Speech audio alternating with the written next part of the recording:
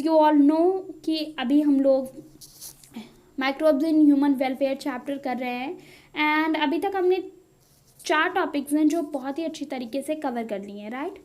तो now today we are going to talk about microbes in production of biogas. अभी हमने last वाले topic में बात की थी वो था सीवेज ट्रीटमेंट के बारे में, ठीक है। लास्ट वीडियो में जो हमने बात की थी वो था सीवेज ट्रीटमेंट के बारे में। सीवेज ट्रीटमेंट में मैंने एक पॉइंट पे जब हम लोग सेकेंडरी प्रोसेस की बात कर रहे थे सीवेज ट्रीटमेंट में सेकेंडरी प्रोसेस की, तो वहाँ पर हमने बात की थी एक गैसेस की, जो कुछ गैसेस थी methane, H2S that was hydrogen sulphide and CO2। तो वहाँ पर मैंने आपको बताया था कि ये जो ट्रीटमेंट का हो जाता है तो यही गैसेस हमारी क्या होती हैं, बायोगैसेस कहलाती हैं, जो कि हमारी बहुत सारी फर्दर कुकिंग एंड लाइटनिंग के लिए यूज़ होती हैं।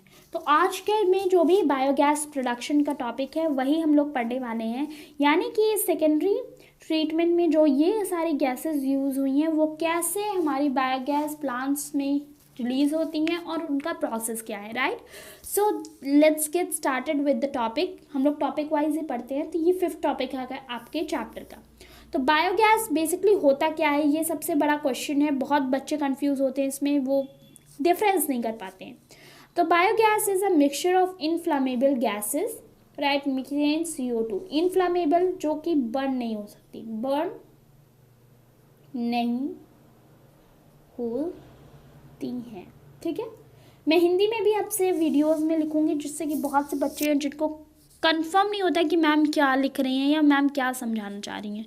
तो मैं अगर कोई ऐसा वर्ड आता है तो मैं आपको अच्छे से डिफाइन करूँगी। तो बायोगैस बेसिकली क्या होती है कि इनफ्लामेबल गैसेस का मिक्सचर होती हैं। इनफ्लामेबल गैसेस कौन कौन सी हैं, अभी हमने बात की है मीथेन एंड CO2, यहाँ पर एग्जाम्पल दिया हुआ है तो आप ये याद कर लो, ठीक है। मीथेन एंड CO2 कौन सी हैं, इनफ्लामेबल गैसेज होती हैं जो कि बायोगैस के अंदर आती हैं। Produce by microbial activity that can be used as a fuel. तो माइक्रोब की एक्टिविटी से जो भी इनफ्लामेबल गैसेस रिलीज होती हैं और उनको हम आगे further as a fuel use कर सकते हैं, तो ऐसी गैसेस को हम क्या कहते हैं, बायोगैस, ठीक है। हम ऐसी गैसेस को क्या कहते हैं, बायोगैस कहते हैं।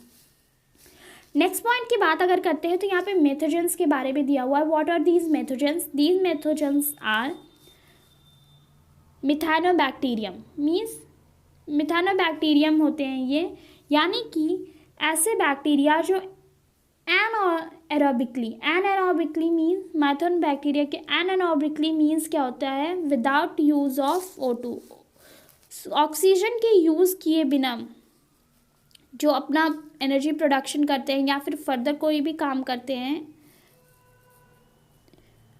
तो ऐसे माइक्रोब्स को हम एनारोबिक माइक्रोब्स कहते हैं, ठीक है। तो मेथनोबैक्टीरियम जो है वो एनारोबिकली ब्रेक करता है सेलुलोइक मटेरियल को, किसमें, CO2 और H2O में, ठीक है। यानी कि एक ऐसा बैक्टीरिया जो कि CO2 को ना यूज़ करते हुए हमारे सेल्यूलोज कहाँ प्रेजेंट होता है, प्लांट में प्रेजेंट होता है, राइट, सेल्यूलोज। तो सेल्यूलरिक मटेरियल को यूज़ करता है क्या प्रोड्यूस करने में, CO2 and H2। CO2 means carbon dioxide and hydrogen. कहाँ पर, इन यहाँ पर जो दिया हुआ है ये इन बहुत इंपॉर्टेंट होता है। तो इन में क्या दिया हुआ है, एनारोबिक स्लज इन सीवेज ट्रीटमेंट प्लांट्स, ठीक है। हमने सेकेंडरी ट्रीटमेंट में देखा था कि वहाँ पे एनारोबिक स्लज एक था, जहाँ पे एनारोबिक स्लज ट्रीटमेंट के लिए एक चैम्बर बनाया गया था, राइट। तो वहाँ पर ये सेकेंडरी सीवेज प्लांट्स में भी ये सारे गैसेस हेल्प करता है बैक्टीरिया।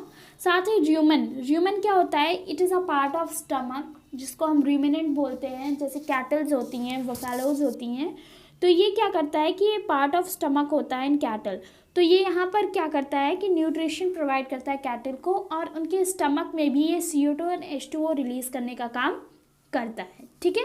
तो अब यहाँ पर आप थोड़ा समझ में आपको आ रहा होगा कि यहाँ पर ये पॉइंट क्यों मेंशन किया गया है। बायोगैस इज बेसिकली बिकॉज कि हम बायो ट्रीटमेंट प्लांट्स जो होते हैं वहाँ पर हम क्या करते हैं, we take a use of cow dung, cattle dung का हम यूज़ करते हैं ये सारी गैसेस रिलीज़ करने के लिए। और यहाँ पर भी देखो आप, थोड़ा थोड़ा हिंट दिया जाता है आपको, डायरेक्ट नहीं समझाया जाता है, बट थोड़ा थोड़ा चीज़ें दी होती है जो आपको क्लियर। सेलुलोइक मटेरियल यानी प्लांट्स। सो कैटल्स जो होते हैं वो क्या करते हैं, कैटल्स हमारा प्लांट्स ही तो खाते हैं, तो कैटल्स हमारे प्लांट्स को ईट करते हैं, यानी उनके फूड में क्या है, सेल्यूलोस। ठीक है, और ये सेल्यूलोस हमें कहाँ से मिलता है, काउ कैटल डंग से। तो यही हमारा यूज़ होता है किस में, बायोगैस प्रोडक्शन में। ठीक है, तो आई होप ये क्लियर हो गया होगा। अब थोड़ा थोड़ा आपको लिंक मिलना शुरू हो गया होगा, राइट। अब यहाँ पर कुछ आगे पॉइंट्स भी दिए हुए हैं जो हम देख लेते हैं।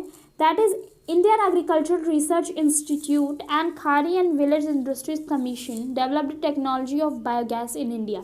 तो मतलब अगर आपसे पूछा जाता है कि बायोगैस टेक्नोलॉजी किसने डेवलप की है, तो आपको बताना है Indian agriculture research institute and khadi and village industries commission. ठीक है, अब बात करते हैं मैकेनिज्म ऑफ बायोगैस। बहुत इंपॉर्टेंट मैकेनिज्म ऑफ बायोगैस, बहुत ज़्यादा इंपॉर्टेंट है और आज के वीडियो का सबसे इम्पॉर्टेंट पार्ट, राइट।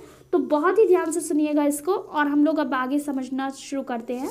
तो रॉ मटेरियल जो रिक्वायर्ड होता है, रॉ मटेरियल का मतलब क्या होता है, बेसिक चीज़ जो रिक्वायर्ड होती है। बेसिक चीज़ किसी चीज़ में अगर जो रिक्वायर्ड होती है उसको हम रॉ मटेरियल बोलते हैं। ठीक है, तो बायोगैस प्रोडक्शन के लिए जो रॉ मटेरियल है वो है एक्सक्रीट्रा। ठीक है, that is also called cow dung या फिर आप कैटल डंग बोल सकते हो, और इसी वजह से इसको हम बोलते हैं गोबर गैस प्रोडक्शन। ठीक है, क्योंकि हम यहाँ पर डंग यूज़ कर रहे हैं, कैटल एक्सक्रीट्रा यूज़ कर रहे हैं, जिसको हिंदी में हम क्या कहते हैं, गोबर। ठीक है, and this cow dung is rich in bacterias. इसमें बहुत ही बैक्टीरियाज भी प्रेजेंट होते हैं, right. Bio plant has a concrete tank. एक उसमें टैंक होता है जो कि 10 to 15 फीट गहरा होता है, राइट, जिसमें हमारे सारे बायो बेस्ड होते हैं और स्लरी बनाई जाती है। What is slurry? Slurry is basically the Dang and water. ठीक है, slurry is what, Dang and water का जो मिक्सचर होता है उसे हम स्लरी बोलते हैं। तो मतलब कि बायोगैस प्लांट में पहला क्या होता है, एक कॉन्क्रीट टैंक होता है जो कि 10 से 15 फीट गहरा होता है, और उसमें सारे हमारे वेस्ट जो ये काउ डंग और वाटर का मिक्सचर बनाकर उस टैंक में इकट्ठा किया जाता है, right. The tank has a floating cover which rises on production of gas in the tank. तो यहाँ पे क्या है कि टैंक के ऊपर एक फ्लोटिंग कवर होता है जो कि गैस प्रोड्यूस होने में क्या होता है, वहाँ पर उस कवर को ऊपर ले जाता है। मीन्स कि आप यहाँ पर देख लो, ये हमारा क्या है, स्लरी है। अब ये स्लरी यहाँ से इस इनलेट पाइप के थ्रू इस बड़े वाले टैंक में आता है। अब इस बड़े वाले टैंक में जो माइक्रोब्स हैं वो सारा एक्शन करना शुरू करते हैं। तो माइक्रोब्स एक्शन करना शुरू करेंगे तो यहाँ पर गैस का प्रोडक्शन होगा। तो गैस का प्रोडक्शन होगा और ये होती है कैप, जो कि पहले में भी यहाँ कहीं रही होगी। अब गैस का प्रोडक्शन होकर यहाँ तक पहुँच जाता है। तो एक बार मैं आपको फिर से एक्सप्लेन करती हूँ कि यहाँ पर मैं क्या बता रही हूँ आपको। बेसिकली यहाँ पर मैं ये डायग्राम जो है ये पूरा आपका प्रोसेस को डिफ़ाइन कर रहा है, जो कि अभी तक मैंने आपको बताया है। तो सबसे पहला स्टेप हमने क्या देखा था कि ये डंग प्लस वाटर की जो स्लरी है वो यहाँ पर इस टैंक में रहती है। ये कॉन्क्रीट टैंक होता है जो कि हमारा क्या है कि 10 to 15 फीट डीप रहता है। ठीक है, तो अब यहाँ पे जब स्लरी इकट्ठा रहती है तो फिर उसके बाद वो इनलेट पाइप से हमारा इस टैंक के अंदर आती है, राइट। ये हमारा सबसे बड़ा टैंक होता है जो बायोगैस प्लांट में अवेलेबल होता है। तो इस टैंक में हमारी पूरी स्लरी इकट्ठा हो जाती है। यहाँ पर एक स्पेशल टाइप का हमारा कैप प्रेजेंट होता है जो कि मे बी यहाँ पर कहीं लोकेटेड होगा। आपको अभी मैंने बताया था कि ये जो स्लरी होती है इसमें क्या प्रेजेंट होते हैं, माइक्रोब्स। ठीक है, इसमें माइक्रोब्स प्रेजेंट होते हैं, और जब ये वाटर के साथ ये माइक्रोब्स मिलते हैं तो वहाँ पर उन्हें क्या मिलता है, O2 मिलता है, ऑक्सीजन। तो ऑक्सीजन के प्रेजेंस में ये माइक्रोब्स वर्क करने लगते हैं, और जब माइक्रोब वर्क करते हैं तो यहाँ पे बहुत सारी गैसेस इवॉल्व होना शुरू होती हैं। जैसे कि गैसेस में हमें यहाँ पर बताया गया है कि CH4 that is methane, your right, your carbon dioxide and hydrogen sulphide plus ammonium gas, ये 4 वैरायटी की गैसेस यहाँ पर इवॉल्व होना शुरू होती हैं। फिर यहाँ पर जब गैसेस ये इवॉल्व होती हैं तो ये कैप क्या होता है, गैसेस की प्रेशर की वजह से ये ऊपर उठ जाता है। ठीक, यहाँ पर फिर हमारी गैसेस जब पूरी तरीके से बन के इकट्ठा होने लगती हैं, फिर ये जो गैस की आउटलेट पाइप होती है इसके थ्रू हमें ये गैसेस बाहर और भी जितने भी उनके यूजेस होते हैं वो उतने एरिया में इन्हें हाउसेस में और फैक्ट्रीज़ में इन्हें गैसेस को ट्रांसपोर्ट कर दिया जाता है। और साथ ही साथ फिर जो भी यहाँ पर हमारी स्लरी बची होती है वो इस आउटलेट पाइप से दूसरे टैंक में ले जाई जाती है और वहाँ पर उसका प्रॉपर रिमूवल हो जाता है। इस स्लज का रिमूवल क्या होता है, इसे हमारी एग्रीकल्चर फील्ड में एज अ फर्टिलाइज़र यूज़ किया जाता है। क्या यूज़ किया जाता है, एज अ फर्टिलाइज़र यूज़ किया जाता है हमारी एग्रीकल्चर में। अब हमें पता है कि ये जो काऊ डंक होता है वो एज अ नॉर्मली मैन्योर की तरीके भी यूज़ होता है, राइट। सो यहाँ पर आप देख सकते हैं 2 चीज़ का प्रोडक्शन हुआ हमारा। ये जो काऊ डंक था उसका हमने यूज़ करके गैसेस उसमें से इवॉल्व की। जो मेन गैस होती है वो CH4 होती है, that is your methane. Which gas, methane gas mainly यहाँ पर इवॉल्व होती है। और उस गैस के साथ साथ हमें क्या हुआ, मैन्योर यानी कि गुड काइंड ऑफ फर्टिलाइजेशन भी मिल गया है। किसके लिए, हमारे एग्रीकल्चरल फील्ड्स के लिए। ठीक है, तो यहाँ पर जो भी पॉइंट अभी मैंने आपको एक्सप्लेन किया है ये सारे पॉइंट्स इसी बायोगैस प्लांट से रिलेटेड हैं। तो आई होप कि ये बायोगैस प्लांट वाला पूरा टॉपिक आपको क्लियर हो गया होगा। और फिर भी अगर कोई प्रॉब्लम या कोई कन्फ्यूजन रह जाती है तो आप कमेंट सेक्शन में पूछ सकते हो, right. So that's all for today.